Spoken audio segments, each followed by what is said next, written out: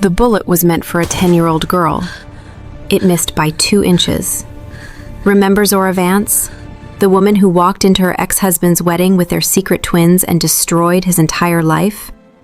The one who went from being thrown out like garbage to controlling 40% of Seoul's most powerful crime syndicate? Yeah, her. Well, 6 months after she took the throne, after that video went viral, after she became impossible to ignore, someone decided she needed to be removed. Permanently. Picture this. A Tuesday afternoon in Seoul. Zora's 10-year-old daughter Zara is sitting in the back of a Mercedes, coming home from her international school. She's doing homework, thinking about what's for dinner, living the life her mother fought to give her. And then she notices something. A motorcycle. Black. No license plates. It's been following them for 6 blocks. Now, Zara isn't like other 10-year-olds. Because Zara taught her twins something most kids never learn. Trust your instincts. Always. So when Zara sees the rider's hand move toward his jacket, she doesn't freeze. She doesn't scream. She drops to the floor. 1 second later, a bullet tears through the back window, right where her head had been. Glass explodes everywhere. Her twin brother Kai hits the deck beside her. Their driver, former Israeli Special Forces, already has his weapon out. 3 more shots ring out. Then silence. Someone just tried to assassinate Zora's children in broad daylight. And when she finds out who ordered this hit, all of Seoul is about to learn that taking the throne was just the beginning. Keeping it? That's where the real war starts. Hit that subscribe button right now because you do not want to miss how Zora hunts down everyone involved. If you're ready to see part 2 of the most savage revenge story on YouTube, smash that like button. Let's go. To understand why someone would be stupid enough to try killing Zora's kids, we need to rewind. 18 months earlier. Right after Zora took control, she's living in a luxury penthouse in Seoul now. The twins are enrolled in the most exclusive international school in the city. They have security. They have everything. Life is finally good. But here's what Zora's learning the hard way. Winning the throne and keeping the throne are 2 completely different wars. See, the Kong family might have accepted her children as heirs. The patriarch might have given her control. But that doesn't mean everyone's happy about it. There are people in that family who've been waiting their whole lives for power. And now some American woman they've never heard of is sitting at the head of the table. They smile to her face, but behind closed doors, they're plotting. The twin school has the best security money can buy. Armed drivers, armored cars, routes that change every day. But here's the thing about 10-year-olds. They notice everything. Kai notices when the same motorcycle passes their car 3 times in 1 week. Zara notices when their bodyguard seems nervous. They don't say anything to their mom yet because they don't want to worry her. Big mistake. On that Tuesday afternoon, when the bullet comes through the window, Zara's instincts save both their lives. The driver immediately goes into combat mode. Armored shutters slam down. He's on the radio calling for backup while returning fire. The motorcycle speeds away. The whole thing lasts maybe 30 seconds, but in those 30 seconds, everything changes. Because now it's not about business anymore. It's not about power or respect or tradition. It's personal. Someone just tried to kill Zora's babies, and that person has no idea what's coming for them. Zora gets the call while she's in a meeting with investors from Hong Kong. Her assistant's voice comes through the phone, shaking, terrified.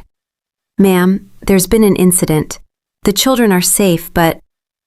Zora doesn't wait to hear the rest. She hangs up, doesn't apologize to the investors, doesn't explain, just walks out and gets in her car.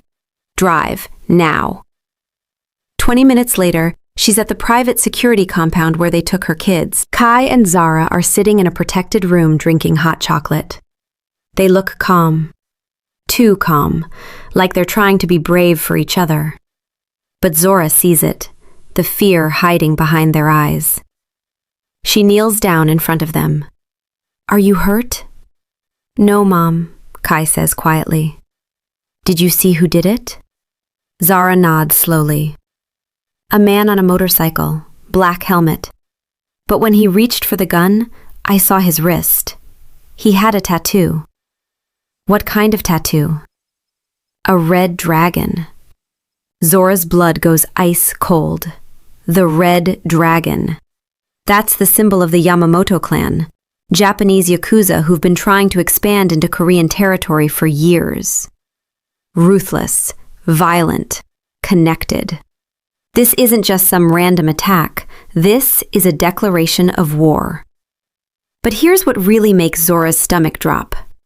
The Yamamotos don't just attack on their own. They're too smart for that. Too careful. Which means someone inside the Kong family gave them permission. Someone told them where her children would be. Someone wanted them dead. Zora stands up and pulls out her phone. She makes one call. "Sun-hee, we need to talk, right now." Sun-hee arrives at Zora's penthouse within the hour. Zora doesn't waste time. She shows her the security footage, the motorcycle following the car for 6 blocks, the shooter taking aim, the bullet missing Zara's head by inches. Sun-hee watches it 3 times without saying a word. Her face is pure stone. Finally, she speaks. "The Yamamotos don't make moves like this without inside help. Someone in the Kong family gave them the green light." "Who?" Sun-hee looks at her directly. "My guess? Park Jin-woo. He's been meeting with Japanese contacts for months. I thought it was just business. Now I'm not so sure."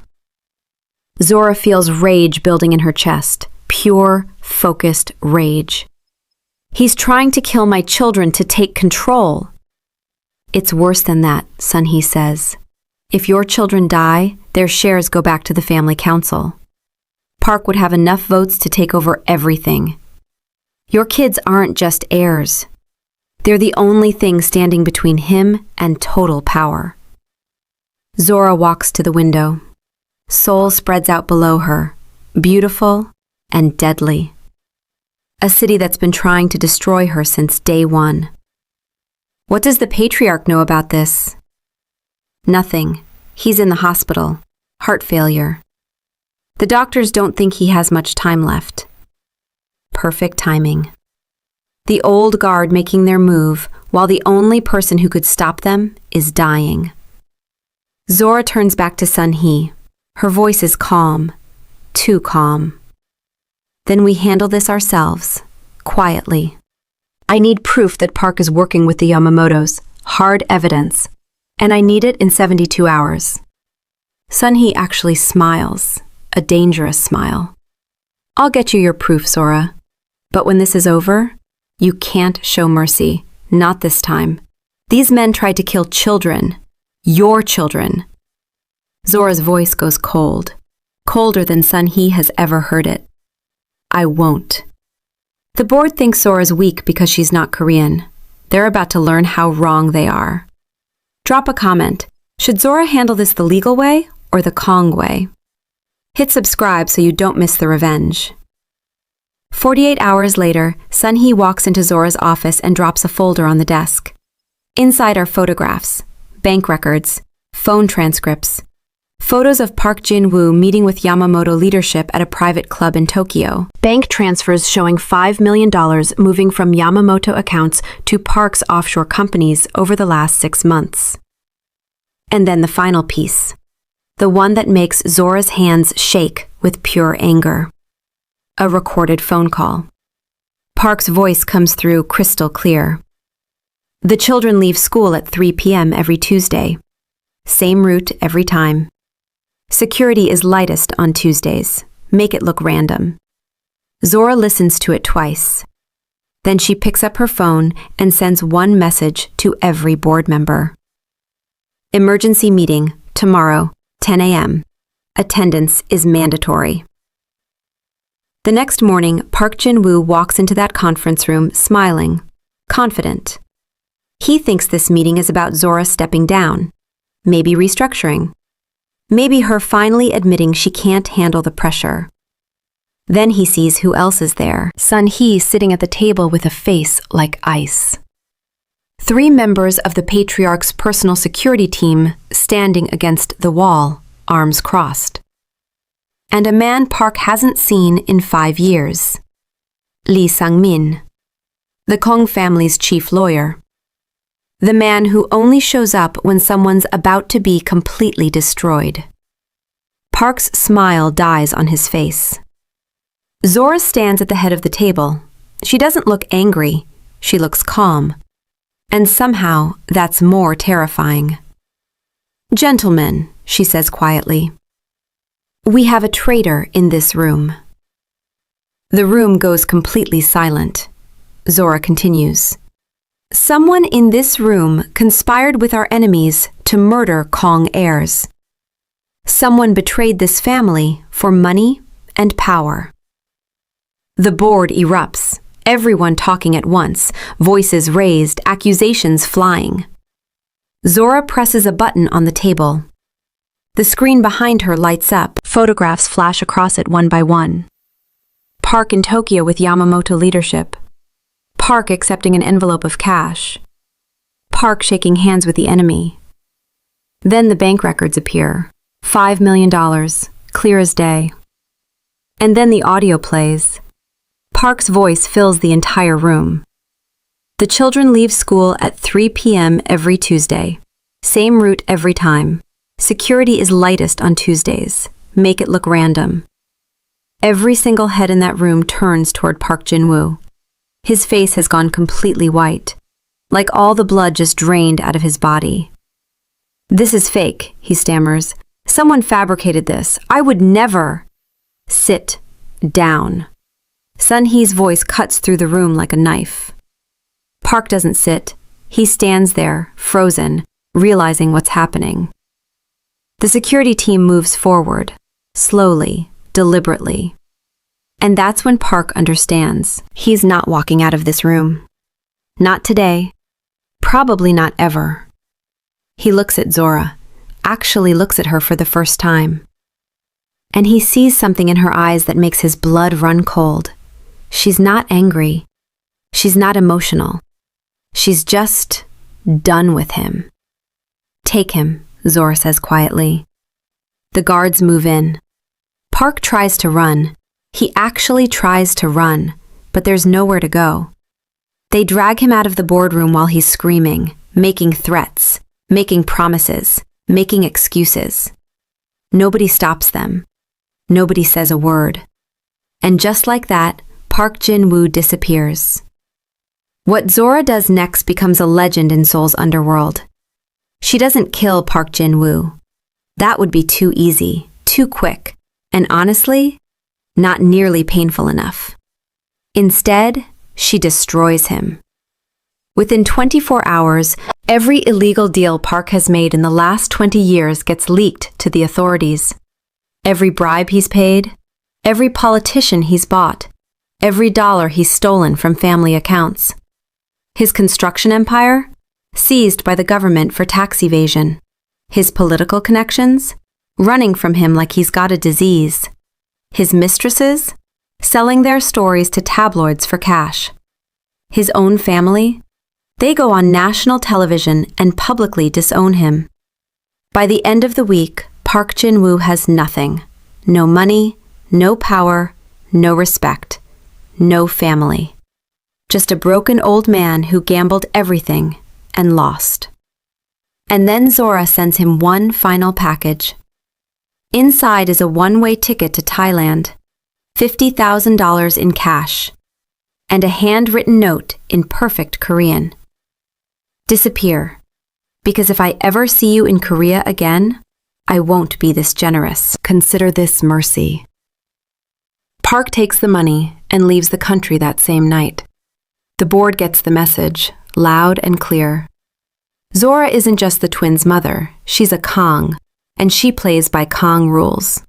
But the Yamamotos, they're not impressed. They're not scared. They're angry.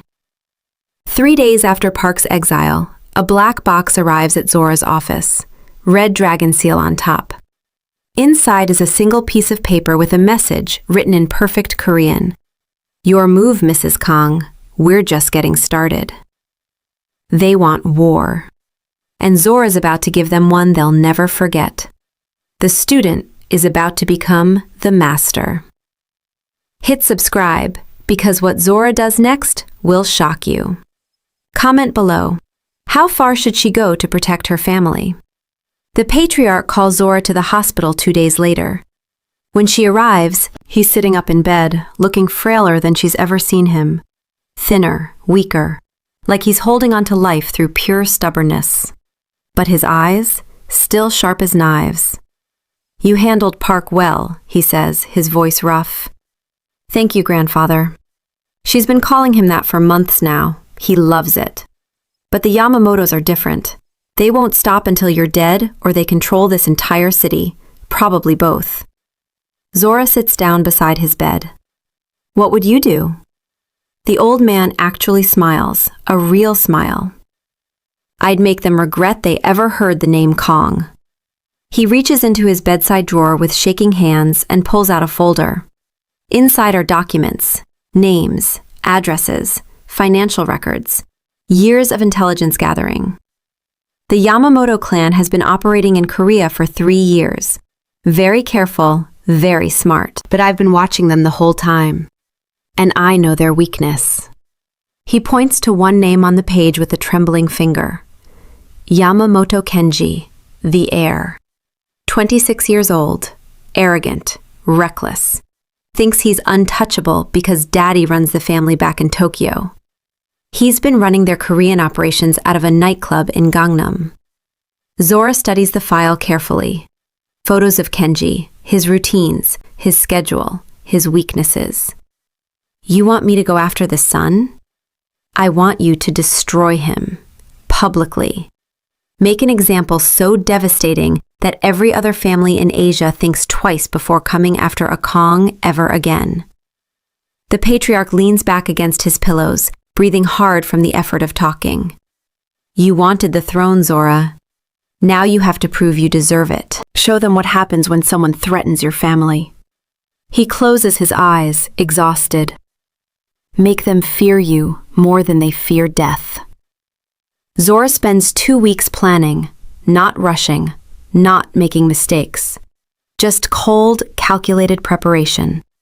She learns everything about Yamamoto Kenji, where he eats, who he dates, what clubs he visits, what time he leaves, what routes he takes home. The kid is predictable. That's his first mistake. Being arrogant is his second. On a Friday night, Kenji is at his usual nightclub in Gangnam. Bottle service, beautiful women, acting like he owns Seoul. He has no idea Zora's people are already inside. At midnight, Kenji gets a text. A girl he's been chasing for weeks finally agrees to meet him. Private room upstairs. She's waiting. He goes. The room is empty except for one person, Zora, sitting calmly in a chair, looking at him like he's a bug she's about to step on. "Yamamoto Kenji," she says, "we need to talk." Kenji reaches for his gun.